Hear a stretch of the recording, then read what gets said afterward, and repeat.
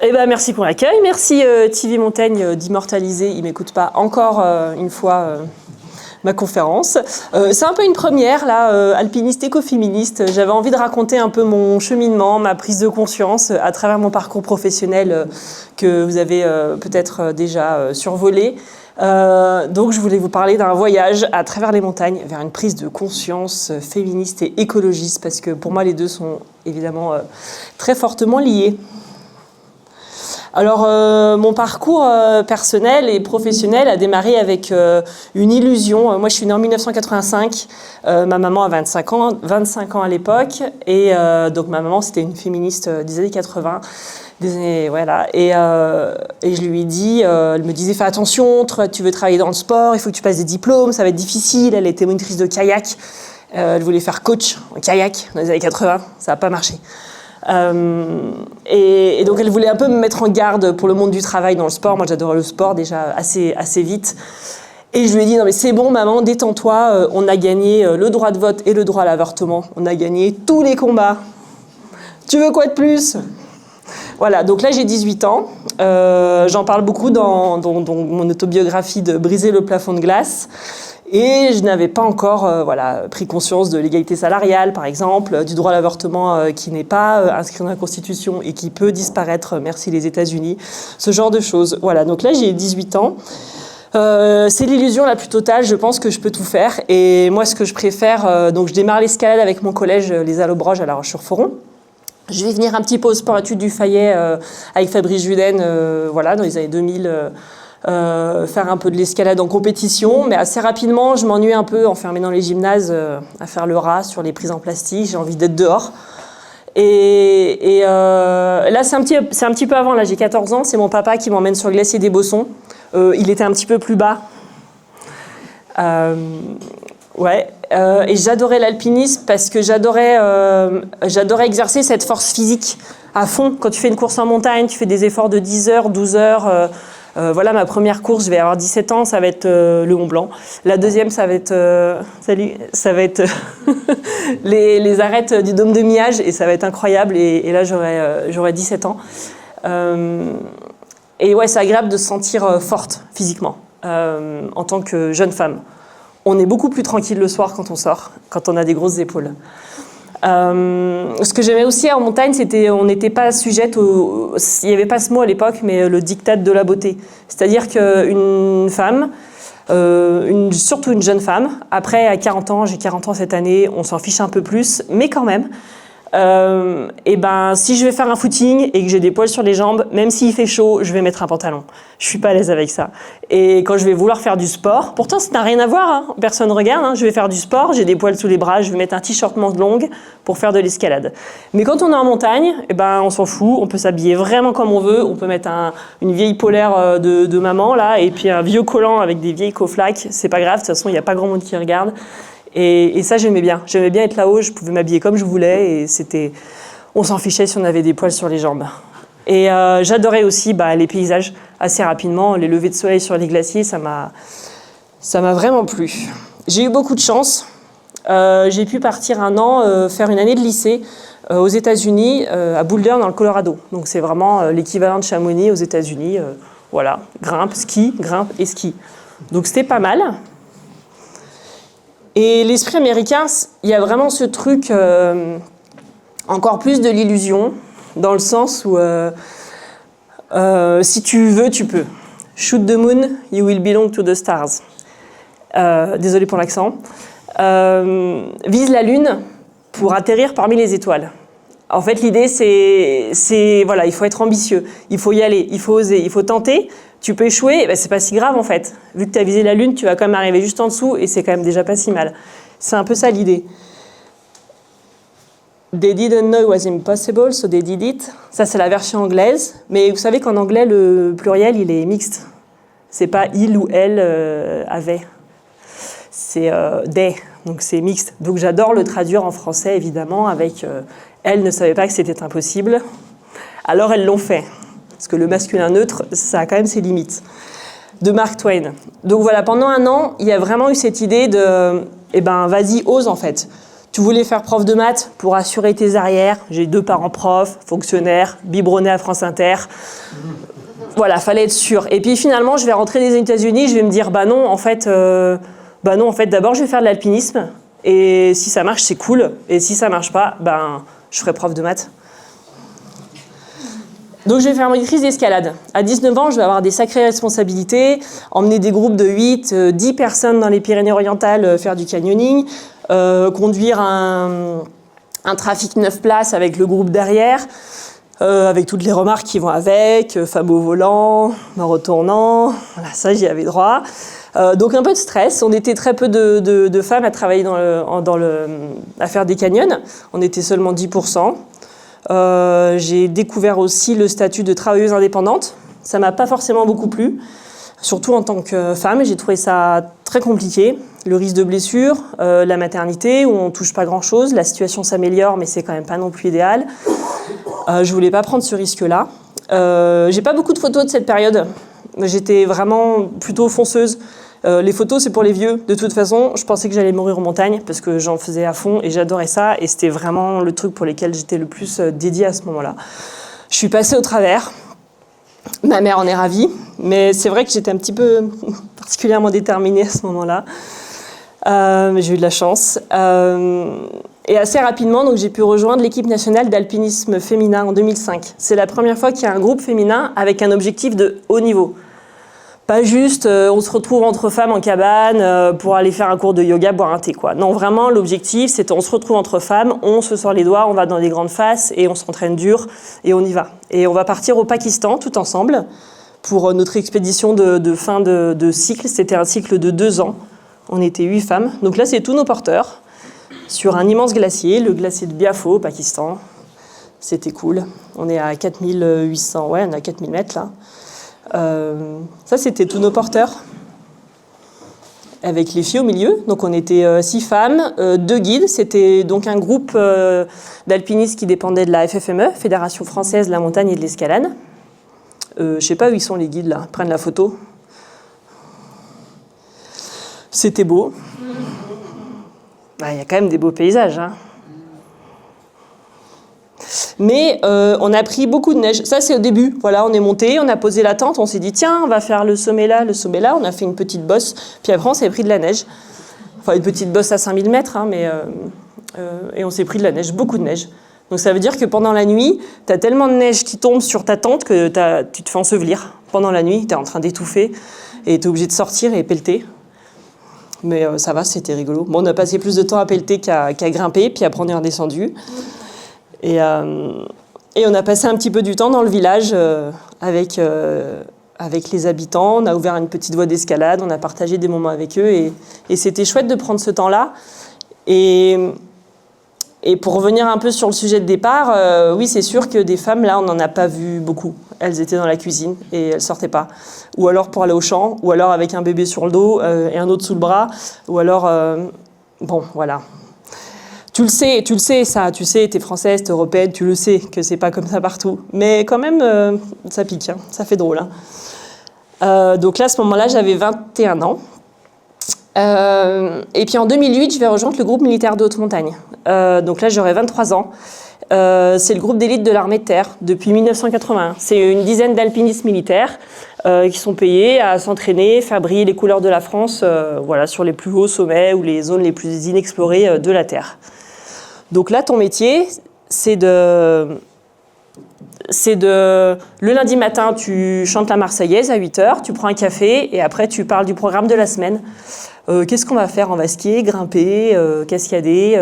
En tout cas, il faut se préparer. Voilà. Oui, ça existe. Il y a des gens qui sont payés à faire de l'alpinisme. Et je ne savais pas, moi, que c'était possible. Donc, à 23 ans, je serai alpiniste professionnel. Donc, j'ai quand même bien fait de suivre l'adage américain. Merci les ricains. Mais, et puis je ne savais pas que ce serait avec l'armée de terre. Alors ça, j'étais quand même loin d'imaginer que l'armée de terre pourrait offrir des métiers, disons, fun, en fait. Moi, je pensais que l'armée, c'était quelque chose de rigide, que c'était pour se préparer à faire la guerre. Et en fait, non, l'armée offre plein de métiers étonnants. Donc là, je vais passer beaucoup de temps à m'entraîner en escalade sportive. Ça fait des grosses épaules, hein. En cascade de glace, en ski. En fait, on s'adapte aux saisons, on s'adapte aux conditions. On va dans le Verdon s'il faut faire des grandes voies raides. On va partir en expédition. On va partir sur le Mukut Parbat en Inde. Donc là, c'est l'occasion de découvrir la très haute altitude avec le GMHM. C'était hyper intéressant de voir son corps s'adapter, s'épaissir parce que tu fabriques plus de globules rouges pour amener l'oxygène aux muscles. Intéressant physiquement. Après, j'ai pas trouvé ça. La haute altitude, c'est quand même très ennuyeux. Faut marcher doucement. Enfin, moi, je marchais doucement. Tu es obligé de marcher beaucoup moins vite que ce que tu peux faire dans les Alpes. Donc, si vraiment dans les Alpes tu galopes, forcément, tu peux marcher assez vite en Himalaya. Mais voilà. Moi, j'étais plutôt grimpeuse que foncier. Donc, l'Himalaya, j'avais trouvé ça très dur, très long, très fastidieux. La haute altitude, voilà, c'est encore tout un autre univers. Mais c'était hyper intéressant de se challenger là-haut. Ensuite, on est parti aussi au Canada, faire le plus haut sommet du Canada, c'est le Mont Logan. Donc là, c'était aussi des voyages incroyables parce que ces grands glaciers, là, il te faut 2 semaines si tu veux y aller à pied.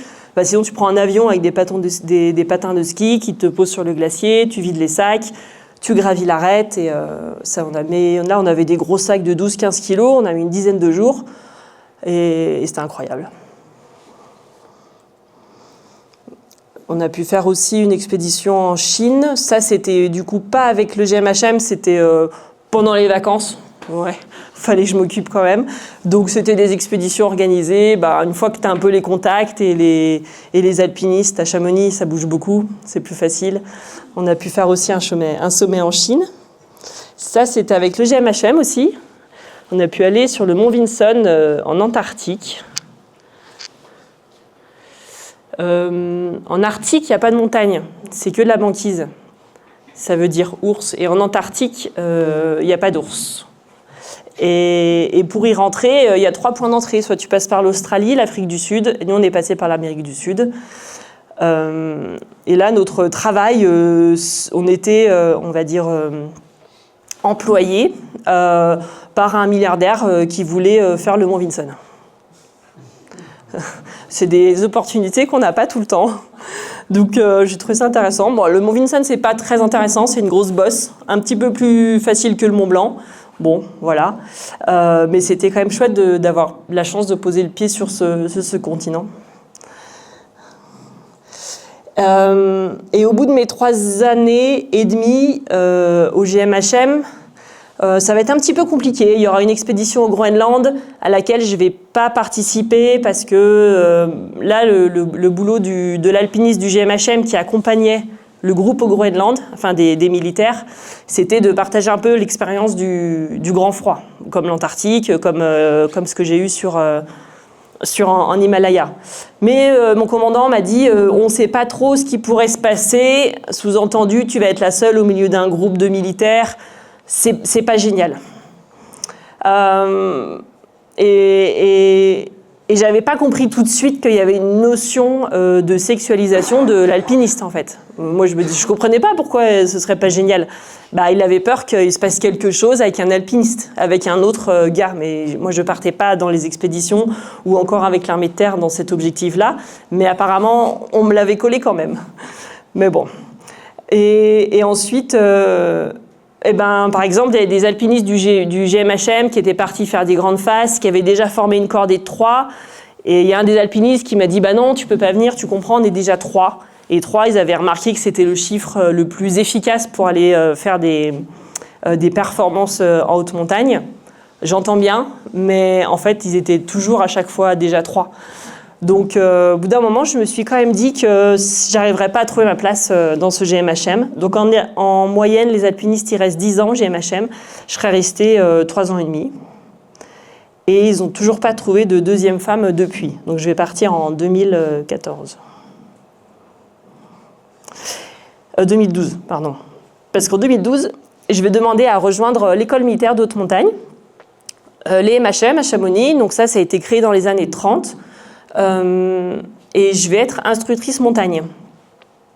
Alors, instructrice, moi, quand je l'écris sur mon Word, ça me le souligne en rouge, comme si ça n'existait pas au féminin. Pourtant, actrice, ça existe. Alors, je sais pas. Il me fait des farces, mon Word. Donc là, mon job, c'est d'emmener les chasseurs alpins qui viennent en stage à Chamonix et les emmener en montagne et leur enseigner les techniques de l'alpinisme. Et donc là, c'est génial, j'adore. Du lundi au vendredi, je prends la benne de l'Aiguille du Midi, c'est mon métro, et on fait des arêtes, on se balade dans la neige, on fait du ski de rando l'hiver. Des fois, j'en ai 23, comme ça, j'ai des gros groupes, mais là, on va être plusieurs instructeurs. Des fois, j'en ai 1 ou 2, et puis on va faire des petites courses en montagne. J'adore. J'adore. Je crois que mon meilleur souvenir, ça restera peut-être le Mont Blanc. On devait être 2 instructeurs avec 23 SEM, section éclaireur montagne, donc 23 jeunes sous-officiers qui font la formation à Saint-Mexan en parallèle et à l'EMHM. Donc c'est des jeunes qui ont déjà suivi tout un cycle de formation, qui sont préparés et qui savent s'encorder tout seuls, mettre les crampons tout seuls, etc. Et il y en avait 23, on devait être 2 guides, l'autre est resté au goûter, il était malade. Non, mais il est resté à tête rousse même. Et donc c'est encore en dessous. Et donc je me suis retrouvée aspirante guide avec la responsabilité de 23 SEM pour aller au sommet du Mont Blanc. Et en fait, ils sont toujours à la queue leu-leu comme ça. Donc il y a un groupe de tête, un gros et un serre-fil. Et ils ont pour consigne de se faire passer les consignes parce que, évidemment, le dernier, il ne peut pas m'entendre avec ma grosse voix. Donc quand je passe la consigne à celui qui est juste derrière moi et je lui dis, bah voilà, là on va arriver sur les grands plateaux, encordement 15 mètres, parce qu'il y a des grosses crevasses. Encordement 15 mètres, donc ils font passer la consigne comme ça, 22 fois. La caporal-chef, elle a dit... Oui, j'étais caporal-chef. La caporal-chef, elle a dit encordement 15 mètres, et donc ça va se répéter comme ça pendant 20 fois dans la montagne. Donc c'était assez rigolo quand je croisais les autres guides de la compagnie des guides de Chamonix, de Saint-Gervais, avec leurs 2 clients. Et mes 23 bonhommes qui répétaient caporal-chef 15 mètres, 20 fois dans la montagne. C'était, je pense, un de mes meilleurs souvenirs. J'ai passé des super moments à l'instruction. En tout cas, c'était vraiment super. Je vais pouvoir finir mon diplôme avec les MHM en 2014. Ouais, c'est ça. Donc vraiment, les MHM m'a tout appris au niveau de l'enseignement de l'alpinisme, d'emmener des gens en montagne et d'emmener soit des cordées, soit des gros groupes.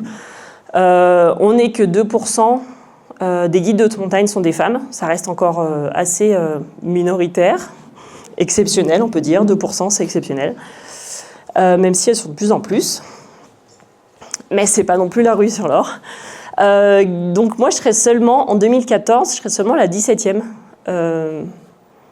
Voilà, la première, c'était en 83, Martine, Roland. Et maintenant, je crois qu'il y a une 40aine de diplômés. Mais finalement, le pourcentage, ça reste à peu près le même parce que les premières, elles ont arrêté de travailler. En 83, elle ne travaille plus, Martine. Voilà. Et ça, j'ai bien aimé. Emmener des clients en privé. Voilà, c'est vraiment un métier de fou où tu peux faire vraiment ce que tu veux. Si tu aimes tel type de course, il y a des tu vas faire ta communication autour de tel type de course et tu vas ramener tel type de client. Tu peux faire vraiment ce que tu veux. Tu peux faire de la grande voie à Kalymnos, des expéditions avec Poulquin en Arctique, en Antarctique. C'est un diplôme incroyable. Tu peux faire ce que tu veux. Tu peux aussi faire la Vallée Blanche par des jours de poudreuse. Ça peut être sympa. Il m'a même pas laissé de pourboire, lui. Par contre, ouais, on donne un petit pourboire à son guide. Hein. Elle est belle, non, quand même, la photo. Il l'a pas volée, là, sa Vallée Blanche. Hein. Bref. Et puis les MHM, c'est quand même compliqué parce que c'est pas très bien payé. 1350 €. Alors oui, je suis en montagne du lundi au vendredi, c'est sympa, mais j'habite à Chamonix. Donc moi, je sais pas comment on fait avec 1350 € à Chamonix. Moi, j'ai pas réussi. Et puis, on faisait quand même des longues saisons d'été, des longues saisons d'hiver. J'avais envie de voir un petit peu autre chose, voilà, de trouver un autre rythme de travail.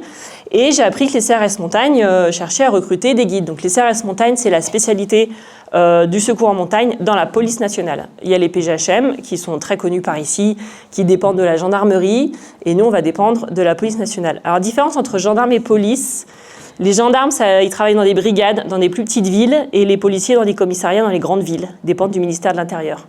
Les gendarmes, ils dépendent du ministère de la Défense, mais ils sont commandés par l'Intérieur. On fait les mêmes missions de police, rapidement.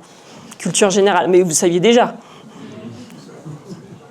Moi, je ne le savais pas, parce que moi, j'ai grandi en Haute-Savoie et je ne savais pas que les policiers pouvaient faire du secours en montagne. J'ai découvert ça assez tard. Et donc le centre de formation, il est à Chamonix. Donc si je faisais l'école de police, je rentrais directement au centre de formation, j'étais sous-officier, je pouvais monter en grade, et en plus j'allais apprendre un nouveau métier qui est le secours en montagne. Je me suis dit, bah allez, pourquoi pas. Et une fois que je me suis bien renseignée sur ce job, je me suis dit, mais attends, il n'y a jamais eu de femme encore dans ce truc-là, ça sent l'embrouille. Mais non, je peux dire que j'ai eu un super accueil. Oui, Jeannot, je peux dire que j'ai eu un super accueil. Il est là. Mais il n'y a pas que lui, Et donc là, je vais apprendre donc, ce nouveau métier, entre autres travailler avec l'hélicoptère, le travail en équipe, on nous voit avec la radio, avec le casque, les oreilles de Mickey, parce que ça fait du bruit tout ça, porter des gros sacs, faire des grosses manips que tu ferais jamais quand tu es alpiniste, parce que quand tu es alpiniste, toi tu veux partir tôt, très tôt, tu t'arrêtes pas sur le glacier avec 400 mètres de corde pour te rouiller dans les crevasses et t'amuser à en sortir. On fait pas ça d'habitude. Mais voilà, c'était super intéressant d'apprendre des nouvelles compétences.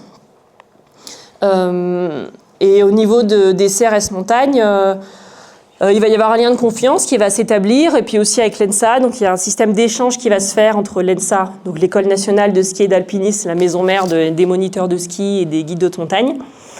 Et je vais pouvoir faire des renforts à l'ENSA. Donc je serai la 4e professeure depuis 36 à faire ce métier-là. Donc là, c'est assez chouette d'avoir des jeunes aspirants guides. Bon, ils ont 5-6 ans de moins que moi, hein, c'est pas non plus... voire, ils ont plus que moi, mais de pouvoir leur transmettre tout ce que j'avais appris avec les MHM, du coup, finalement. Donc là, on voit... c'est pas très compliqué comme métier. Tu les envoies dans la crevasse, tu vois s'ils ressortent, c'est que c'est bon. Il y a des gros trous vers Elbronner. Ils font pas rire, ceux-là. On leur met des dossards sur le dos, on fait les sélections, évidemment. Ça, c'est dur. On réfléchit avec ces sélections aussi à comment est-ce que les femmes guides pourraient mieux intégrer cette profession, passer cette barrière-là, parce que le test d'entrée dans le diplôme français, il est vraiment très sélectif physiquement, très exigeant. Et puis après, tu pars avec tes stagiaires. Donc, tu as un stagiaire, et chaque stagiaire de l'ENSA, tu en as 3, il a un cobaye. Donc, tu as tes 3 stagiaires, puis tes 3 cobayes, et tout ça, ça va sur la même course en montagne. Et toi, tu es responsable de tout ce petit monde. Voilà, c'était plus facile de travailler à l'MHM parce qu'au moins ils étaient tous formés, et l'avantage avec les stagiaires de l'MHM, c'est que tu leur dis oreille à droite, ils mettent l'oreille à droite, et c'est beaucoup plus facile à gérer. Voilà. Mais c'était hyper challenging, hyper intéressant. Et puis après, là j'arrive à 30 ans, il y a une petite phase de désillusion. C'est-à-dire que j'avais l'impression que j'ai fait beaucoup de choses. J'ai eu beaucoup d'opportunités, j'ai eu beaucoup d'alliés, beaucoup de gens qui m'ont fait confiance, qui m'ont encouragée. Mais il y a quand même une petite phase de désillusion, avec ce sentiment de pourquoi j'ai toujours l'impression de jamais faire assez bien. Est-ce que je suis pas assez forte? Est-ce que je suis pas assez sympa? Est-ce que je suis pas assez jolie? Donc dans tous ces métiers-là, j'étais la seule femme. Et je me sentais donc un peu toute seule, et j'avais l'impression de pas fitter dans le moule, de pas rentrer dans le moule qui allait bien. Donc là, c'est Marion qui a 30 ans qui parle. Ah, déjà, il y a une chose, on le sait quand on va en montagne, évidemment, parce que nous, on veut pas mourir quand on va en montagne, on veut rentrer, même quand on a 19 ans, on fait la maline, mais en vrai, on veut pas mourir. Mais quand même, c'est quand même une réalité qui nous frappe beaucoup quand on habite à Chamonix, encore plus quand on pratique l'alpinisme de haut niveau. Le prix de la recherche de la performance, c'est de perdre des amis, beaucoup d'amis, encore des amis, des collègues, certains qui étaient évidemment parents. Et donc à force, c'est un petit peu usant, et je pense que ça a participé à lever un peu le pied. Enfin, quand même. Et quelque part, je les remercie parce que il a fallu ça pour que je me rende compte que oui, on peut mourir. Mais c'est vrai que quand on a 20 ans, on a l'impression que ça arrive qu'aux autres. Mais non, la Marion, elle a 30 ans là. Ça y est. Et puis, à 33 ans, elle va passer à l'étape maternelle. Ouais, il a des skis. Je trouvais que c'était rigolo. À l'étape bébé. Et là, c'est un peu la désillusion aussi quand même, parce que avant ma maternité, donc je vais avoir 33 ans à ma première grossesse, j'avais des sponsors qui me donnaient, c'est des contrats habituels, 2 000 € de matériel par an, puis c'est des contrats que j'aurais pu garder J'avais que 33 ans, encore quelques années. J'ai calculé qu'en gros, il y avait 30 000 € de dotation que j'aurais pas, parce que ne correspond plus à nos valeurs, à savoir communication et performance. Parce que j'ai critiqué l'entreprise, parce que un de mes partenaires a sorti un clip où on voit pas de femmes en train de faire un sport de montagne en extérieur. Je leur ai juste fait remarquer que peut-être il manquait quelque chose. Bon, il fallait pas. En tout cas, ça leur a fait un bon prétexte pour supprimer mes dotations. On parle de 30 000 €. Ouais, le prix d'un enfant, je sais pas. Pendant ce temps-là, évidemment, mes homologues masculins n'ont pas eu de baisse de dotation parce que ça change rien pour eux, tu comprends? C'est ce qu'on m'a dit, c'est ce qu'on m'a dit. Ensuite, la maternité, il y a aussi eu un prix, on va dire, au niveau de la carrière professionnelle. Parce que, évidemment, je ne peux pas travailler dès que j'ai le ventre qui sort et mettre un baudrier et me pendre sous un hélicoptère, c'est compliqué. Donc, en gros, ça me prend 10 mois par enfant pour... j'en ai eu 2. Elle cherche, hein, vous allez me dire. Non, mais 2 c'est cool. Ça me prend 10 mois. Et c'est vrai que mes collègues, ça leur prend... avant, c'était 15. Maintenant, ça leur prend 28 jours. Mais c'est pas consécutif. Ils sont pas obligés de les prendre tout de suite au moment de l'accouchement. Ils peuvent les prendre un peu plus tard, un peu comme des congés, quoi. En tout cas, c'est sûr qu'eux, au niveau de leur carrière, ça leur fait pas de grosses coupures. Alors oui, le rallongement du congé paternité, oui, c'est indispensable, évidemment, pour tout le monde. Je pense que pour les papas, ce serait génial aussi. Du coup, en tant que femme, c'est vrai que c'est un peu la désillusion parce qu'il faut se dépêcher. Il faut se dépêcher pour passer ses qualifs, passer ses diplômes et rentrer en formation parce que, physiquement, quand même, tu te prends une grosse claque. Oui, tu peux revenir comme avant, mais oui, ça prend du temps et du travail. Et le temps, quand tu dois passer tes qualifs et tes diplômes, il passe sans toi. Donc, il faut se dépêcher. Et il y a aussi ce truc-là qu'une fois que tu as l'enfant, il y a la charge mentale. Moi, je vois bien mes collègues, comment ils fonctionnent. Ils posent les petits chez nounou, puis après, ils vont grimper. Et voilà. Et pour eux, c'est vraiment 2 choses différentes. Et non, vraiment, moi, j'ai un peu plus de mal à switcher. Ça me demande un vrai effort. Alors, je pense que c'est que eux qui ont raison, hein. Moi, mon métier, c'est d'aller aussi m'entraîner, d'aller grimper. Mais il n'est pas facile de faire cette coupure-là, parce que souvent, si l'enfant est malade, on appelle maman, s'il y a un souci, on appelle maman, etc., etc. Et ça, c'est un petit peu toute la société qui te le ramène, que tu es un petit peu plus responsable de ton enfant que le papa. Et du coup, il faut arriver à se détacher de ça, mais ça prend un vrai travail de déconstruction. Un autre moment de désillusion, c'est mon diplôme de ski alpin. J'avais commencé à 30 ans le piquet, à 32 ans, je vais passer l'Eurotest. J'étais assez contente de moi, parce que je n'avais jamais fait de club de ski. Et puis, je vais faire un bébé, 2 bébés, faire mes formations de secouriste. Et bien qu'on m'ait dit, mais t'inquiète pas, l'Eurotest, l'ENSA m'a dit, l'Eurotest, de toute façon, c'est à vie, vous perdrez pas le bénéfice de l'Eurotest. Maintenant, ça s'appelle plus l'Eurotest. Ils ont refondé toute la formation entre-temps. J'ai pas vraiment été prévenue par SMS. Et du coup, je peux pas finir ma formation, à moins de repasser l'Eurotest. Ce qui n'est pas possible 6 ans plus tard avec 2 enfants en bas âge. Donc ça va s'arrêter là. C'est un peu cher payé. Et tout ça, ça va m'amener petit à petit à une petite prise de conscience. Alors, cyberféministes, c'est pas des féministes qui ressemblent à des robots. C'est juste la 4e vague de féministes, un peu de culture générale. 19e, c'est la première vague, droit de vote des femmes. Et la 2e vague, contraception, avortement. Voilà, c'est là où j'ai dit à maman, regarde, on a gagné tous les combats, les années 60-80. C'est ce qu'on nous a fait croire. Dans les années 90, on en remet une couche, l'intersectionnalité. On rajoute que, oui, il y a les discriminations sexistes, mais qui s'ajoutent avec les discriminations raciales et sociales. Et 2010, c'est les cyberféministes. Violences faites aux femmes et inégalités persistantes. En fait, c'est ces derniers mètres là qui sont durs à gagner. Et moi, il m'a fallu, on va dire, toutes ces professions pour me rendre compte qu'effectivement, il y avait des trucs où je me sentais pas à l'aise, mais c'était pas en fait que parce que j'étais pas assez forte ou pas assez jolie ou pas assez sympa. C'était vraiment plus structurel que ça. Et ça, je vais m'en rendre compte grâce aux réseaux sociaux. Je vais passer pas mal de temps à rencontrer d'autres femmes qui ont les mêmes problématiques que moi, mais dans d'autres domaines. Je sais pas, que ça peut être parfois l'armée. Je vais rencontrer des femmes qui travaillent dans les sous-marins. Je vais rencontrer des femmes qui travaillent dans la finance, dans des milieux professionnels exclusivement ou en très grande majorité masculins. Et ça va être hyper intéressant pour moi de partager enfin des expériences avec d'autres femmes. Et on va dire que ça a 30 ans. Je pense que ça s'est fait, le basculement féministe. Et qu'est-ce qu'on en fait de tout ça? Bon, tu t'es rendu compte qu'il y avait encore plein de boulot, il y avait beaucoup d'inégalités, que tu en avais pâti de quelques-unes. Bon, qu'est-ce qu'on fait? On repart grimper. Donc ça, c'était un petit peu avant, mais en fait, c'est ça dans l'idée, c'est que oui, j'ai perdu beaucoup d'amis en montagne. Il y en a une, heureusement, elle n'est pas décédée, elle est devenue paraplégique. Et elle avait encore envie de grimper, et j'avais encore très envie de grimper avec elle. Donc on est parti faire une voie très très raide, la voie Zodiac, dans le Yosemite aux États-Unis. Bien raide, parce que comme elle était du coup paraplégique, il fallait pas qu'elle touche le mur. Parce que sinon, elle allait se frapper les genoux, et c'était pas très confortable. Donc on dormait sur le portaledge. Portaledge, ça veut dire ledge, ça veut dire la vire, et porta comme portable. Donc c'est des petites vires portables qu'on va monter tout au long du mur. Ça va nous prendre 6 jours l'ascension de la voie Zodiac. Donc vous voyez le petit portaledge qu'on va hisser comme ça pour pouvoir s'installer au milieu du mur pour dormir, pour manger. Elle pour se reposer aussi, parce qu'elle ne peut pas trop rester assise dans le baudrier trop longtemps. Au bout d'un moment, ça lui abîme quand même ses jambes. Si l'ombre elle est loin du portaledge, c'est parce que le mur est loin du portaledge.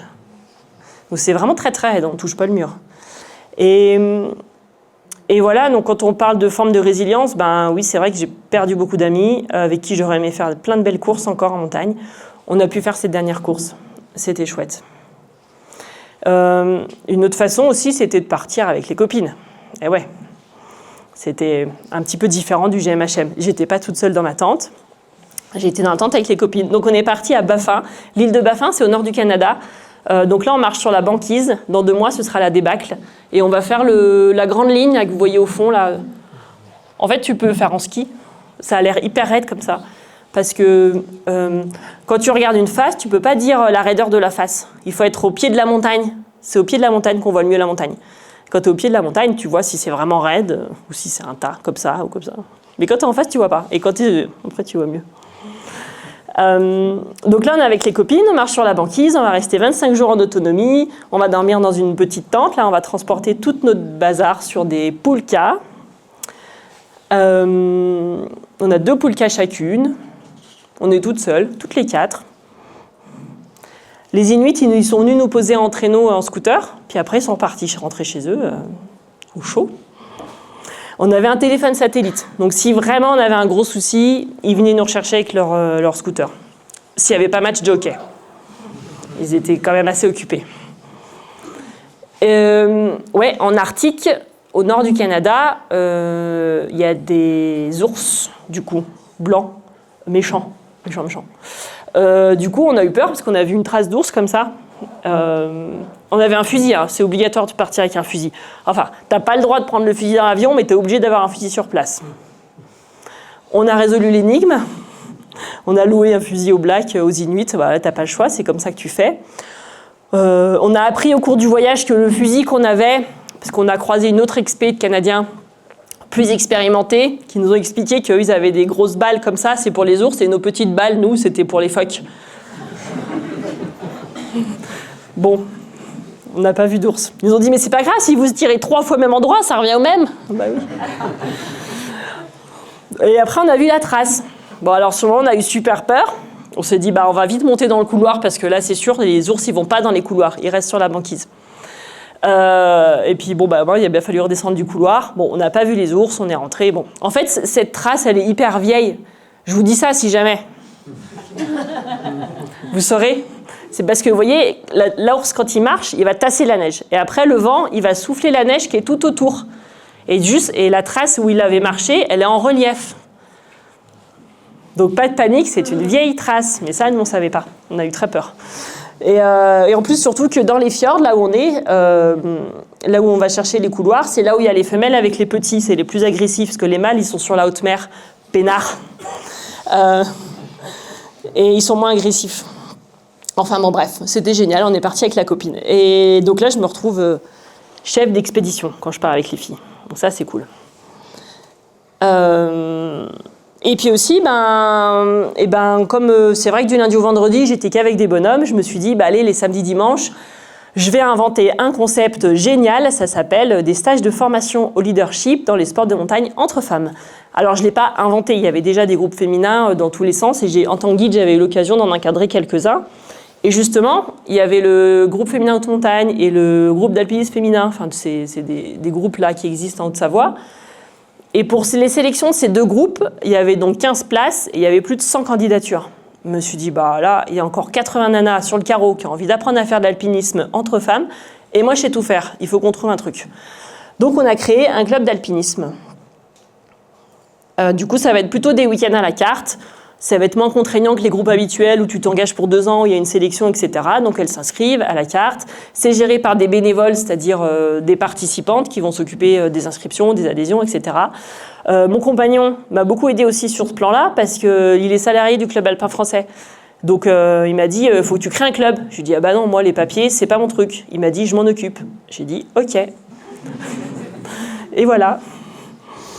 Et donc moi, je m'occupais, on va dire, du contenu des formations, de qu'est-ce qu'un guide était capable de proposer, à partir de combien de personnes. Et donc là, j'ai mis en application tout ce que j'avais appris avec les chasseurs alpins à l'EMHM.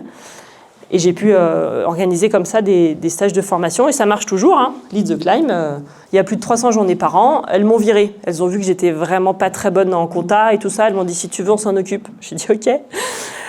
Voilà. Donc je suis présidente d'honneur de Lead the Climb. C'est-à-dire que je fais rien. Et après, dans le chapitre résilience, on va dire, je me suis emparée des réseaux sociaux. Parce que j'ai trouvé qu'il y avait un cercle, on va dire, vicieux avec on va dire, la communication. Si vous ouvrez un magazine de montagne, même s'il y a des gros efforts qui sont faits maintenant par Montagne Mag, parce que il y a des journalistes femmes de plus en plus qui s'investissent dans ces magazines, mais quand même... Il pourrait y avoir un petit peu plus de femmes sur les photos. Mais en fait, c'est assez vicieux parce que on t'appelle si tu fais des performances. Et si tu fais des performances, du coup, tu as des sponsors. S'il y a des sponsors, tu as plus d'occasions de faire des performances. Et si tu fais des performances, tu as de la visibilité des journalistes. Vous voyez ? Le cercle vicieux ou vertueux, selon comment on se place. Moi, je trouvais que c'était assez vicieux. Donc, j'ai utilisé les réseaux sociaux. Et les réseaux sociaux, y a du bien et du moins bien, hein, évidemment. Mais il y a un truc bien, c'est que tu peux faire ta propre communication, et nous sommes nos meilleures ambassadrices. Et tu peux prendre la parole, et si ça plaît, on te le dit tout de suite. Si ça plaît pas, on te le dit tout de suite. Ça s'appelle les trolls, ça s'appelle le cyberharcèlement, et ça aussi, j'ai eu droit. C'est encore une autre forme de violence que tu peux expérimenter dans la société encore plus en tant que femme. C'est quand tu abordes des sujets sur tes expériences en tant que femme en montagne. Ça parle pas forcément à tout le monde, mais certains ont très rapidement, on va dire, le clavier facile. Voilà, ils dégainent vite la touche. Sans vraiment de gros arguments, hein. Mais bon, du coup, il faut faire face un petit peu à tout ça. C'est pas toujours très agréable. Mais bon, d'un autre côté, j'ai eu plein de beaux retours, soit de personnes qui ont lu le livre, soit de personnes qui me suivent au quotidien, soit de personnes qui se reconnaissent dans les expériences que je peux raconter dans mes ascensions. Et il y a aussi eu des beaux échanges. Donc, les réseaux sociaux à utiliser avec intelligence, mais c'est vraiment un chouette outil. Et puis finalement, la maternité, c'était pas que de la désillusion, quand même, c'était cool. Moi, ça m'a vraiment remis les idées en place sur la fragilité de la vie. C'est-à-dire que, quand t'as 20 ans, t'as l'impression que tu peux pas mourir. Quand t'en as 30, tu commences à avoir un petit peu plus de matière grise. Et quand tu fais le bébé, là, tu dis, ah oui, en fait, c'est pas si facile de faire un bébé. Déjà, pour qu'il y ait les 2 bras, 2 jambes, tout bien, déjà, c'est déjà pas mal. Toi, pour que le bébé il sorte et que tu t'en remettes pas trop mal, c'est déjà pas mal.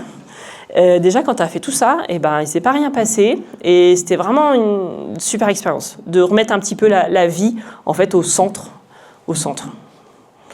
Et se détacher du coup de la performance. En fait, si tu fais pas ta voie dure, si tu fais pas ton XP, si tu fais pas... En fait, c'est pas grave. Peut-être c'est pas grave. C'est peut-être pas ça l'essentiel. Et ça fait du bien. Évidemment, on me l'avait dit, hein, mais Je n'y croyais pas. Et ça n'empêche pas de faire quand même un paquet de trucs. Hein. Ça c'est la première, elle s'appelle Denali, elle a fait du parapente avec papy, du ski de rando avec maman, du VTT avec papa, évidemment de l'escalade avec maman. Enfin bref, on s'occupe quoi.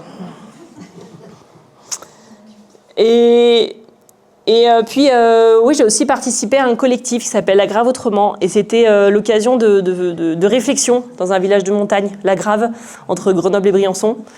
Un petit peu la petite sœur de Chamonix, parce qu'on a accès à un glacier assez facilement.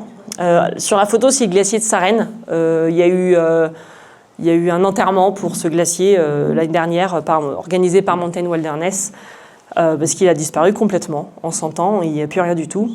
Donc on assiste, un peu impuissant à tout ça. Mais personnellement, je dois dire que ma prise de conscience était assez récente de la gravité du mur dans lequel on fonce, quoi. J'ai pas de solution. Oui, j'ai pris l'avion pour aller en Antarctique. Oui, j'ai pris l'avion pour aller au Pakistan et au Canada et sur l'île de Baffin. Et bon, bref, j'en ai bien profité. Non, je ne vais pas au travail en vélo tous les matins. Oui, je prends un hélicoptère pour aller chercher des gens dans la montagne. Et je trouve ça vachement bien. Mais voilà, il a fallu tout ça, personnellement, pour me rendre compte de la gravité du mur dans lequel on fonçait. Et on y va très, très vite. Et conférencière aussi. C'est un nouveau métier, du coup, que j'avais trouvé ça sympa. Parce que vous avez remarqué, j'aime bien parler. Enfin, j'aime bien quand on m'écoute, surtout. Mais vous êtes très attentifs. Et j'ai aussi l'occasion d'écrire un livre. Merci encore une fois à Charlie Buffet, qui s'occupe de la collection Guérin, chez les éditions Paulsen, qui m'a dit un jour, écoute, on voudrait publier plus de femmes, et je crois que tu as des trucs à raconter. Bon, ok. Et donc il m'a encouragé à écrire. Merci le confinement, qui m'a laissé le temps pour écrire. Merci mon compagnon, qui m'a botté les fesses pour écrire. Tu t'assois, tu ouvres ton ordi et tu tapes, ok. Et puis Briser le plafond de glace, donc est né en 2000, je sais plus, et un petit peu plus récemment, Toujours plus haute, un album jeunesse dans les éditions Sans dessus dessous, avec cet objectif de la collection grande, cet objectif de faire des portraits de femmes inspirantes mais vivantes. On pense toujours à Simone Veil, Simone de Beauvoir, etc. évidemment, mais c'est vrai que l'idée c'était de faire un truc un petit peu plus actuel. Je conseille à tout le monde d'écrire une autobiographie à 40 ans. Ça permet de passer le cap de façon plus légère pour la suite. Pour la suite, moi j'adore voir ces nouveaux récits, ces nouvelles façons de raconter la montagne autour de nous. Je pense, c'est juste des idées en vrac. Hein. J'adore le festival Femmes en montagne sur Annecy, qui existe depuis une dizaine d'années, qui met en avant des films réalisés ou co-réalisés ou mettant en image des femmes.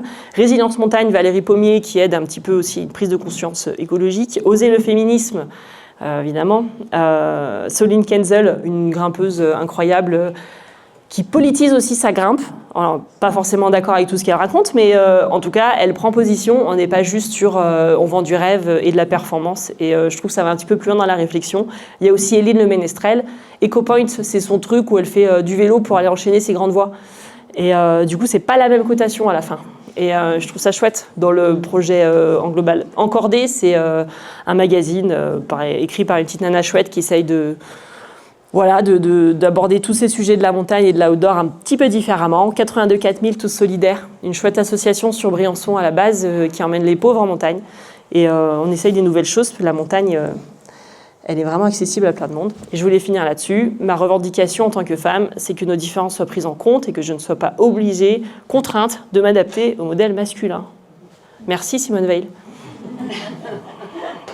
Voilà. J'en ai une sur la performance. Est-ce que dans le domaine donc, de la montagne, est-ce que vous avez vu une différence par rapport à ça? Et comment vous l'expliquez, s'il y en a une, avec les hommes? Oui, c'est une bonne question, bien sûr. Non, on va dire que, en fait, moi j'ai eu cette impression à un moment de ma carrière de devoir me bonhomiser. Alors il y en a, elles appellent ça le syndrome de la chemise blanche parce qu'elles travaillent, on va dire, plutôt dans le monde de l'entreprise. Moi, je travaille avec des bonhommes, donc j'avais inventé ce terme-là. Mais oui, c'est cette idée qu'en fait, il faut que tu rentres un petit peu dans le moule. Il y a un moment, il y a un certain moule dans lequel il faut que tu rentres, que ce soit pour passer ton diplôme de guide d'haute montagne, pour rentrer dans les spécialités CRS montagne, pour rentrer dans ce moule-là, qui a été créé par des bonhommes, pour des bonhommes. Donc il y a un moment, ouais, il faut se bonhomiser, il faut se transformer un peu en bonhomme. D'où cette dernière citation, que cette différence culturelle, hein, plus que physiologique ou physique, elle est avant tout culturelle, la différence entre les hommes et les femmes, soit un peu plus prise en compte. Mais non, une femme qui fait de la recherche de la performance, elle va agir et réfléchir comme un homme, de la même façon qu'une femme chef d'entreprise. Pour arriver à ce poste-là, elle a utilisé les codes du patriarcat. Elle a utilisé des codes masculins. Ouais. Et après, en tant que femme, moi, j'ai trouvé très compliqué justement de retrouver cette féminité. Être une femme, en fait, c'était quoi? Est-ce que c'était se mettre des boucles d'oreilles, mettre une mini-jupe, enlever les poils sous les bras? Est-ce que c'était juste ça? Ou est-ce que ça allait un petit peu plus loin? L'histoire du féminin sacré, la maternité, toute cette puissance-là, ça m'a quand même un peu bien aidée à me retrouver un petit peu et pas être perdue entre ces deux zones, quoi. Parce que, on va dire, les deux zones, le masculin et le féminin, nous, Français, langue latine, on est obligé de penser catégorie masculin ou féminin. On est obligé d'être dans une de ces deux catégories. Et quand tu navigues entre les deux, c'est un peu l'actualité, là, entre les transgenres et les genres fluctuants. Voilà, un jour ils sont masculins, sur le féminin. Mais sans aller jusque-là, moi, finalement, c'est un petit peu ce que tu dis et ce que j'ai vécu. Oui, à un moment, il faut rentrer dans le masculin pour rentrer les codes, pour rentrer dans ces milieux-là où c'est que des bonhommes qui font les règles. Et puis, il faut quand même réussir à en sortir parce que sinon, tu t'es plus vraiment toi et tu t'y perds un peu. Je sais pas si j'ai répondu. En tout cas, ça limite fortement notre façon de penser, ce masculin, féminin, mais il faut réussir à sortir de ce cadre et c'est pas évident. Mais c'est vraiment de la déconstruction et c'est quasiment impossible en fait. Mais moi, quand je suis au jeu d'enfants avec les autres enfants, et il y a un enfant, on n'arrive pas trop à déterminer si c'est une petite fille ou un petit garçon. Et on est vachement embêté pour dire, va jouer avec l'enfant. Il, elle, en fait, on peut même pas exprimer l'idée, on peut même pas parler, on peut même pas en parler si on n'a pas la case. Il nous faut une des deux cases. Sinon, on est quand même paumé. Il faut qu'on soit dans une des deux cases. Le 8A n'a pas de sexe. Le 8A, si. Si. Alors, il y a une étude très intéressante. Comme les voies, surtout en extérieur, elles sont ouvertes en général par des hommes et cotées par des hommes, donc correspondant plutôt à une physiologie masculine. Donc oui, le 8A est masculin. En compétition, les voies des femmes sont ouvertes par des femmes et les voies des hommes sont ouvertes par des hommes. Parce que oui, clairement, physiologiquement, il y a une différence. Oui. Est-ce qu'aujourd'hui, il y a d'autres CRS Montagne femmes? Alors aujourd'hui, chez les CRS Montagne, on est 5 femmes sur 200 agents. C'est vachement mieux que les PGHM qui sont 2. Elles sont 2 sur 500 agents. Ah, les PG, il faut être un peu plus attractif. Est-ce que, à travers votre parcours, vous avez eu l'impression, alors aujourd'hui oui, par vos témoignages, par tout ce que vous nous racontez, ça change les choses, je l'espère, mais est-ce qu'à chaque étape, où parfois vous l'exprimez un peu, alors, c'était dur, est-ce que vous avez eu l'impression à ces moments-là de participer à faire changer les choses?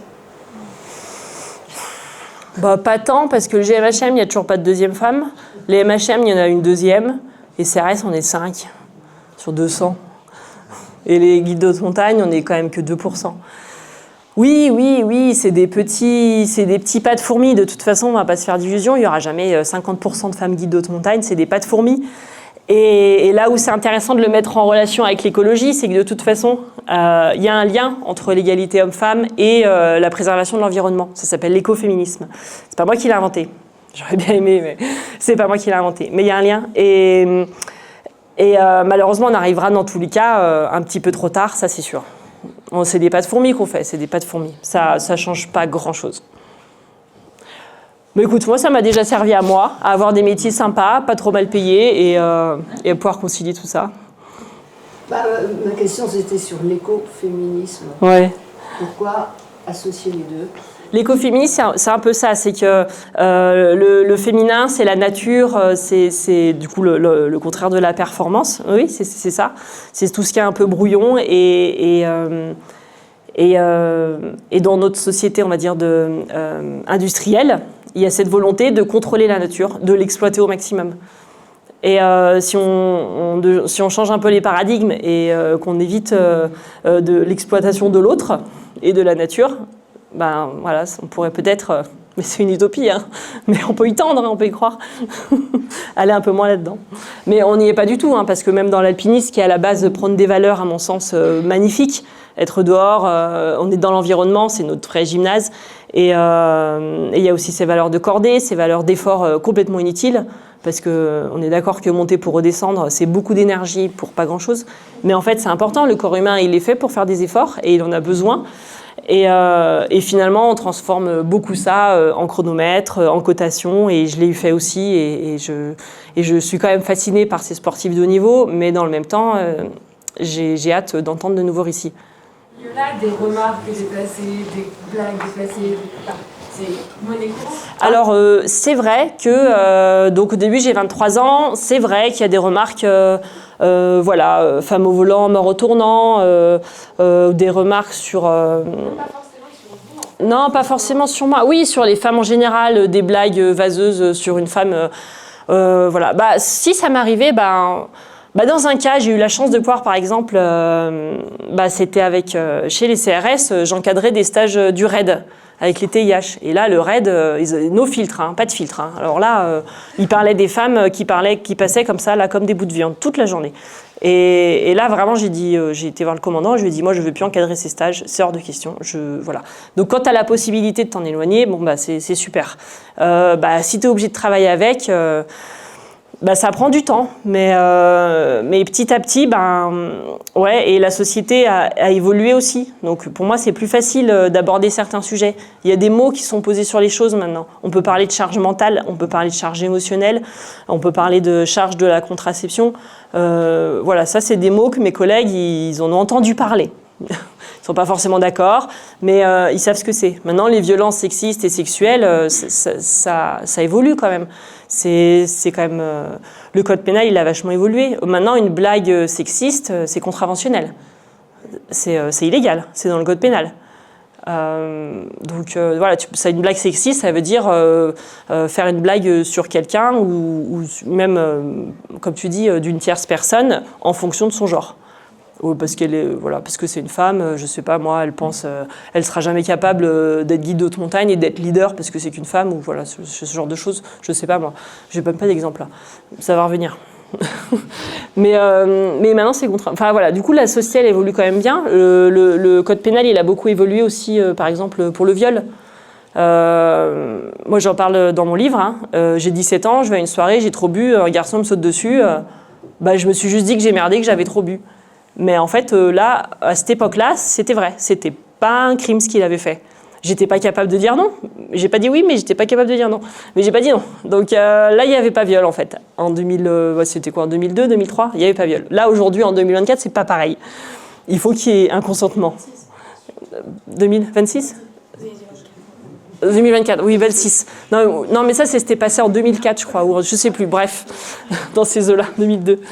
Donc voilà, je pense que les lois évoluent, la société évolue et ça, moi ça m'aide beaucoup, ça c'est clair. C'est sûr que par exemple au début à la MHM, je leur ai dit, j'avais 30 collègues, je veux plus faire la bise, je fais plus la bise. Ça a pris un petit moment. Il y a eu un petit moment de chamboulement, ça leur faisait trop bizarre de me serrer la main, mais on dirait que tu fais pas partie de l'équipe en fait, parce que toi, mais vous serrez bien la main entre vous, pourquoi moi ce serait différent? Voilà, ça prend du temps. Ouais. J'ai pas de solution miracle.